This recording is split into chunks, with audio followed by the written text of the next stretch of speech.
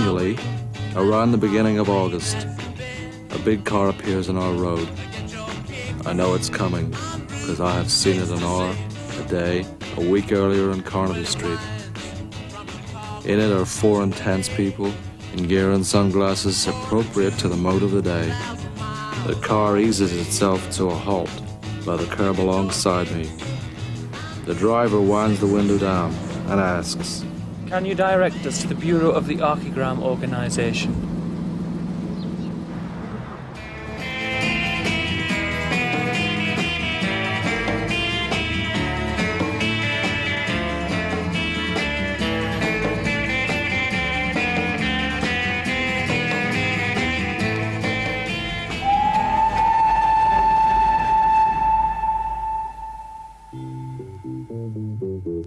In this dirty old part of the city where the sun refused to shine, people tell me there ain't no use in trying. Archigram emerged in the 60s as a group of architects that were trying to respond to the rather dreary architecture of the day and pick up on the technology, the imagery, and the sort of interest in change and the throwaway aesthetic. We tried to look at an architecture that built for change, i.e. a building that accepted that things don't sit there forever, that the architecture should adjust and adapt. And so we would have looked at buildings that had clip-on pieces, interchangeable parts, a life expectancy that was predictable, and maybe even buildings that moved. Come along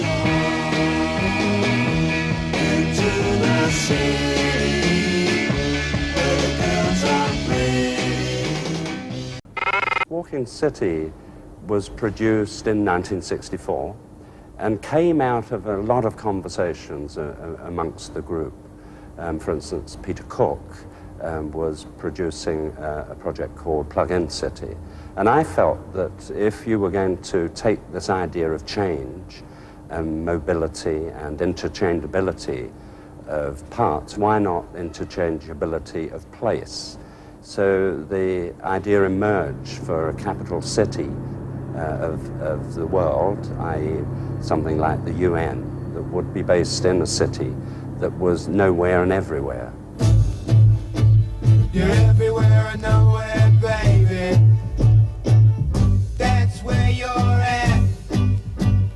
Going down a bumpy hillside in your hippie hat, flying across the country and getting fat.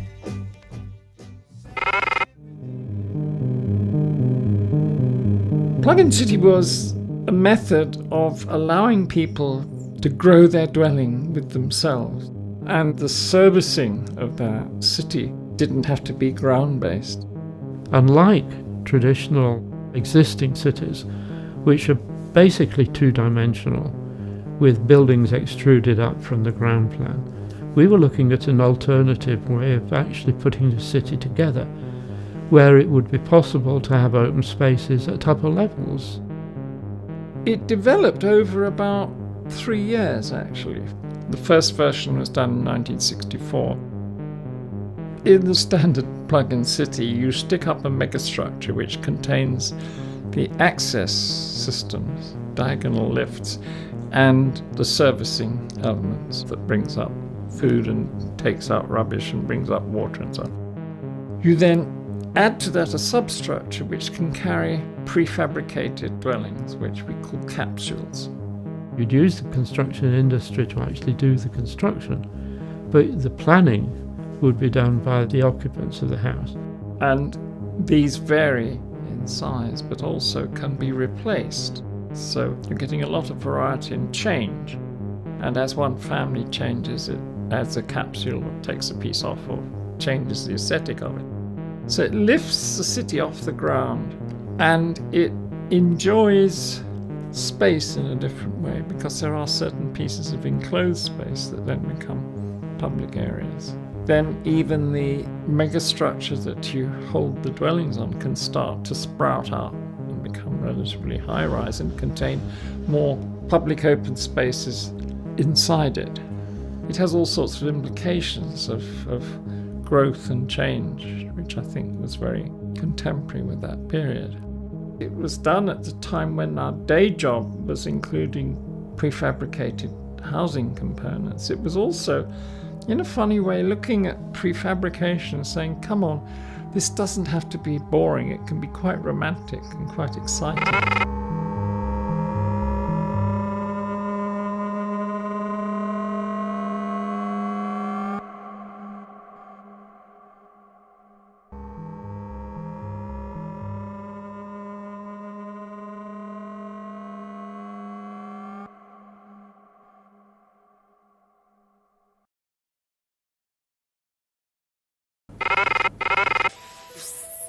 You dismantle it and then you reassemble it.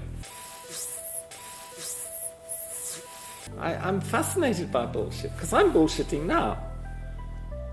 Okay, let's see how far it will go. Culture is bullshit. Fuck that. What a load of bollocks, why are we still doing things that do that? But we do. Fuck you, let's see what happens if we do this. Fuck that. They're very careful. The tradition of that is bullshit. Fuck that. Everybody's so worried now, they're so worried. They don't want to be seen to be doing the wrong thing. Fuck that. Whereas I think we used to enjoy doing the wrong thing. That made it interesting.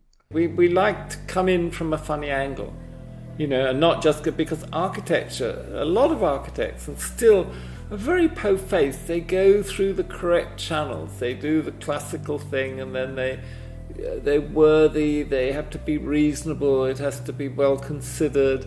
You take only into consideration what is relative to the genus loci, what is relative to the culture, what is correct.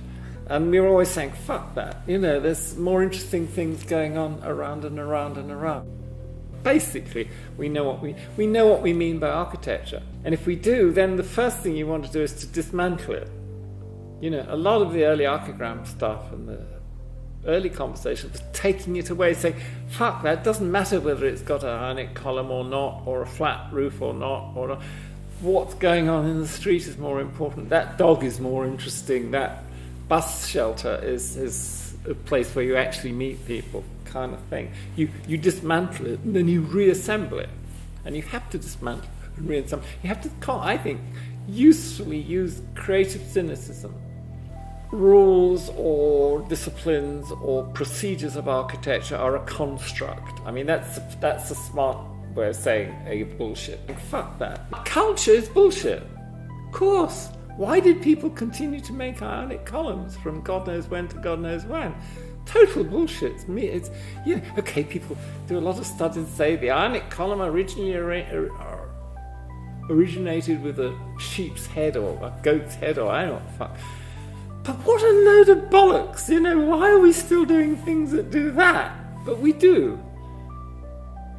Which is a sort of version of having an Amex card. Fuck that. You put ionic columns on the front of a building, it's like saying, oh, I have a gold card. It reassures people, right?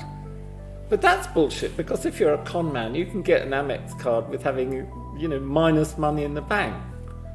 Right? As you and I know. So to some extent it's bullshit. To some extent it's a sort of lingua franca of the situation. I'm fascinated by these things. Because it's all bullshit, I've never thought what we did was utopian, you see. I always thought it was very much in the train of architecture. I didn't think it was a utopia. It didn't demand a different world. It's just a different interpretation of what you do with it. I'm not interested in other people's ideas in the sense of following their dictum.